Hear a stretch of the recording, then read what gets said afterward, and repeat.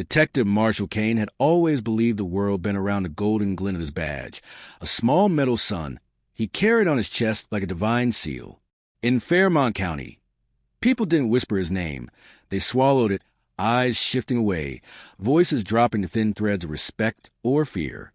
He had earned some of that reputation, perhaps, during his early years when he solved cases others dismissed as hopeless, when he talked jumpers off bridges, when grandmothers baked him pies just for driving by. But somewhere along the line, the badge stopped being a symbol of service and instead became a shield of superiority. And Kane reveled in it.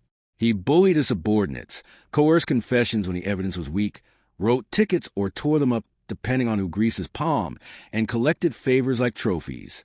No complaint ever stuck to him. Internal Affairs was terrified of him because he knew everyone's secrets, and the sheriff's office loved him because his arrest numbers made them look good. All of that fed his ego until he truly believed he could do anything and get away with it. And he did, right up until the morning he crossed paths with a woman named Elara Quinn, who walked into his life like an unexpected verdict. Elara was not from Fairmont. She moved into county only 6 months before everything unraveled. To Kane, she was just another city transplant. Quiet, polite, pretty in a low-key way, the type who kept her head down and never caused trouble.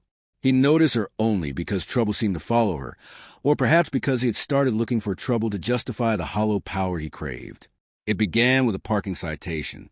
She had left her car in front of a loading zone for 3 minutes while carrying groceries into her new apartment.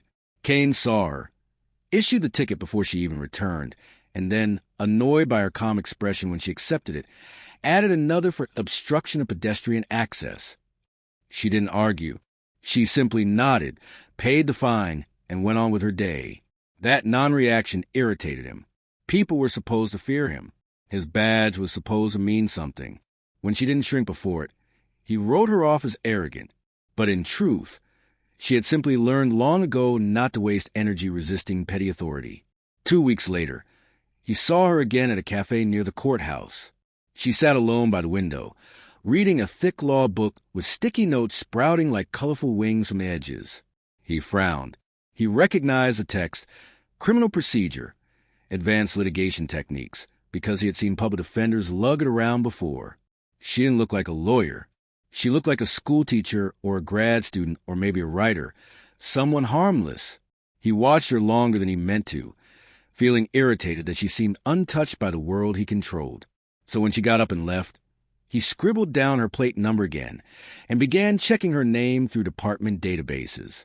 At first it was just curiosity, but Kane's curiosity had sharp teeth. Her file showed almost nothing. No priors, no lawsuits, clean record.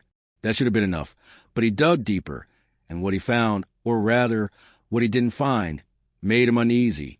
She had sealed employment history and a partially redacted federal work record. That meant she had been involved in something big, something classified, something above his clearance level. For a moment, Kane felt a flicker of caution, but it passed. He convinced himself that she was nobody, that he had the power here, not her. The real conflict started on a windy Thursday morning, when Kane responded to a minor fender bender outside the courthouse. 2 cars had grazed each other in the intersection. No one was hurt. The drivers were already exchanging insurance information, but one of them happened to be Elara Quinn. She stood beside her car, arms folded, calm as ever. The other driver, a sweaty man in a suit, insisted she had run a red light. She quietly explained that the camera footage would show the opposite. Kane listened, nodded, and then, because the man in the suit was the mayor's nephew and owed Kane a favor, he cited Elara for reckless driving.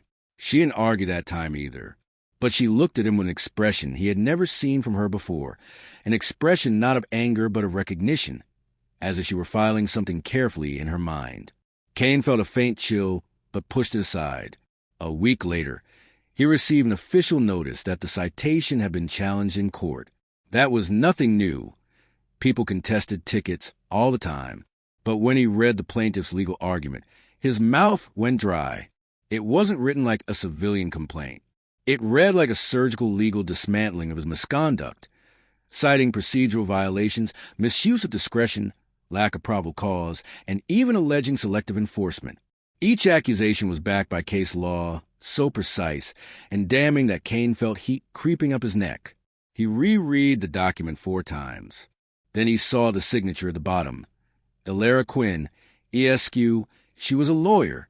And not just a lawyer. Someone who understood the system deeply enough to expose every crack he tried to hide.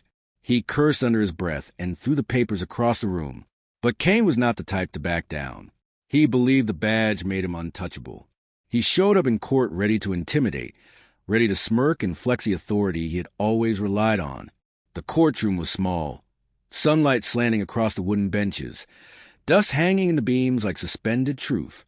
Elara stood at the plaintiff's table alone, composed, dressed simply in charcoal gray. She didn't look at him. She didn't have to. As the judge called the case, Kane launched into his usual confident testimony, twisting details, embellishing dangers, painting Elara as reckless and confrontational. He expected her to fold. Instead, she approached the podium with a calmness that chilled the room. Her cross-examination tore through every inconsistency like a scalpel.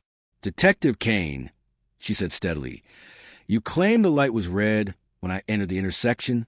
Are you aware that the traffic cameras recorded the timestamp?" He shifted uncomfortably. She continued, "You say I was aggressive. Can you explain why the written statement from the other driver shows no record regression?" He clenched his jaw. She pressed further. "You reported I refused to provide my license. Here is video footage showing me handing it to you within 5 seconds." She placed a USB stick on the evidence table.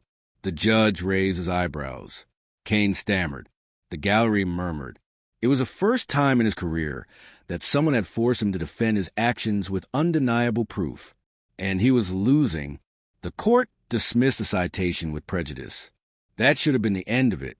But Kane's pride was a living thing, wounded and hungry. He told himself Elara had embarrassed him. He convinced himself she needed to be taught a lesson. And that twisted belief drove him to retaliate. He began tailing her car under the guise of routine patrols. He randomly inspected her apartment building for safety code violations. He pulled her over twice in 1 week for minor infractions that weren't infractions at all. She remained calm through every encounter. But her silence no longer felt like passivity. It felt like strategy. And that made Kane nervous. Title in his chest. On the table lay a stack of documents several inches thick. Hayes slid one toward him.